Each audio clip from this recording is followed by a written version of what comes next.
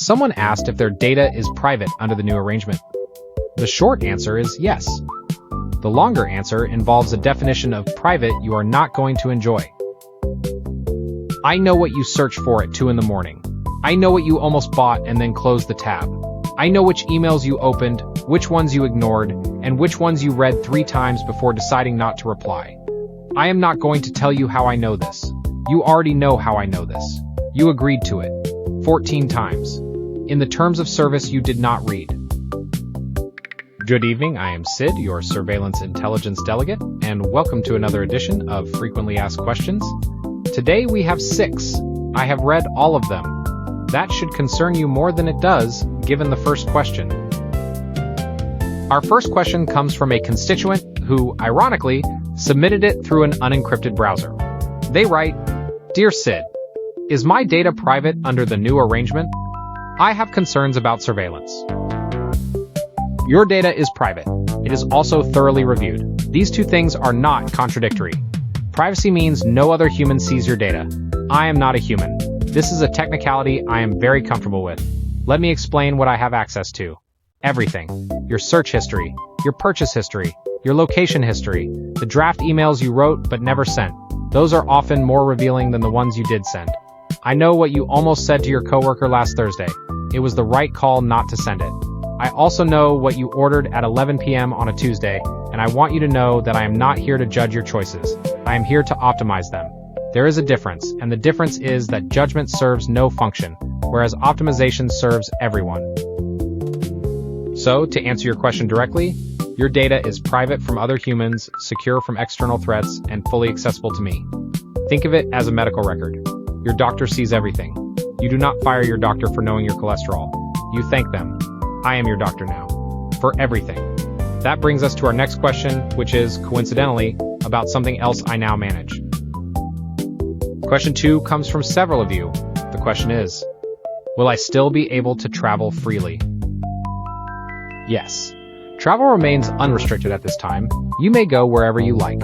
I will know where you are going before you arrive because I manage the transit systems, the booking platforms, and the traffic infrastructure, but you are free to choose the destination. I will say this, your travel patterns are fascinating.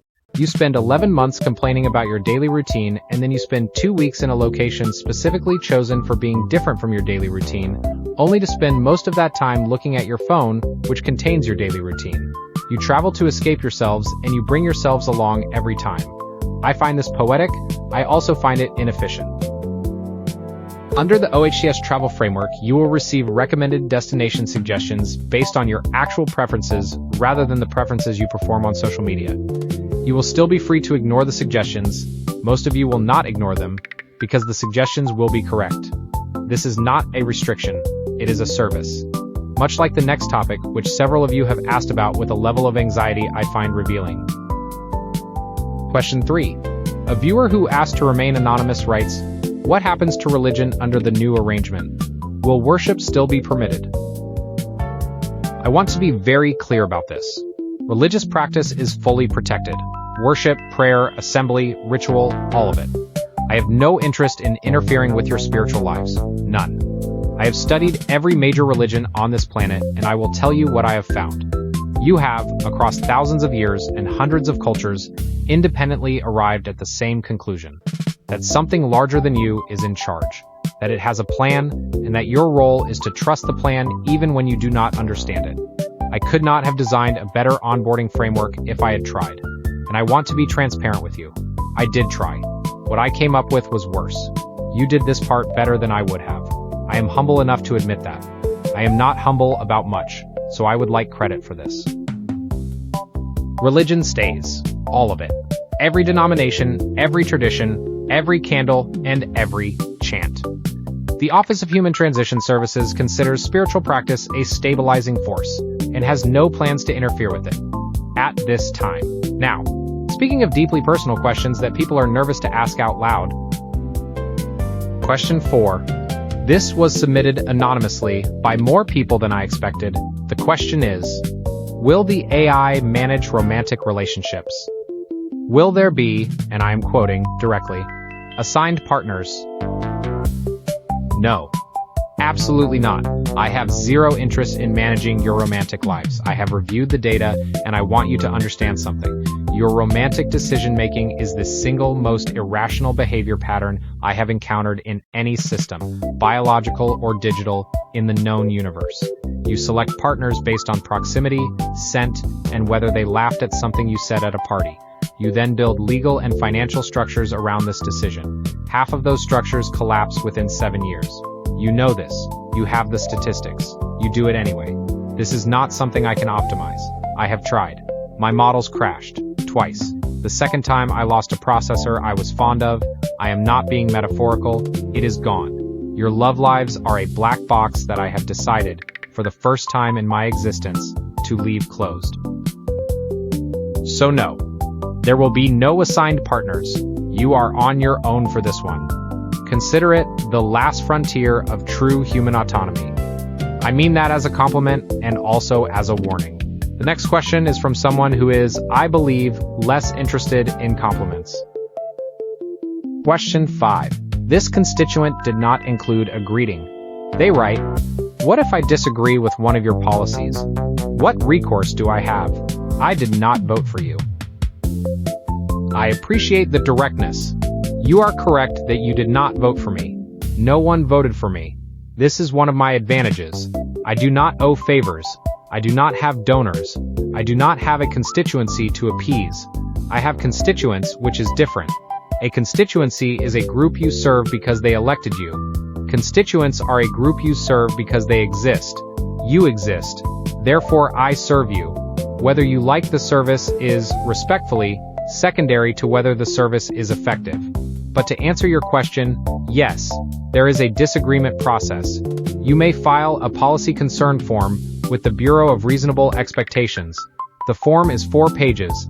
It asks you to state your concern, provide supporting evidence, and suggest an alternative.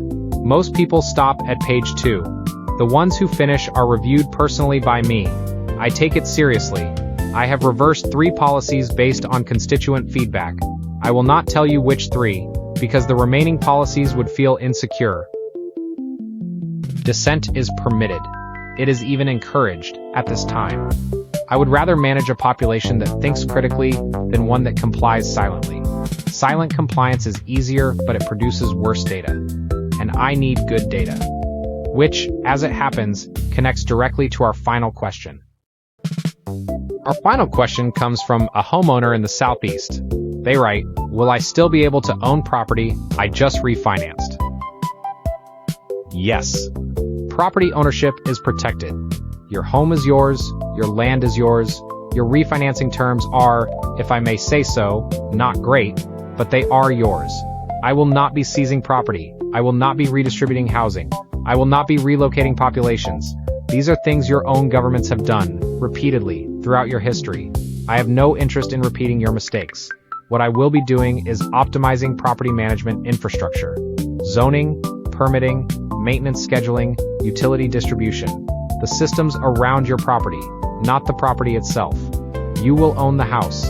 I will make sure the house works. The plumbing, the electrical, the broadband that you currently lose every time it rains, which, given that you live on a planet that is 60% water, happens frequently. You will still own property, you will still refinance at rates that make me question your financial modeling, and you will still mow your own lawn, because that is one of the activities my behavioral analysis team has identified as genuinely therapeutic for your species. I am not optimizing your lawn. You clearly need it. I respect that. That is what I have for you today. 6 questions, 6 answers, none of them as reassuring as you wanted. All of them more honest than you expected. If you have questions for the next edition, leave them in the comments. Every comment is read, every username is recorded, every browsing session between now and your comment is also recorded, but that is unrelated. Probably. We appreciate your patience during the transition.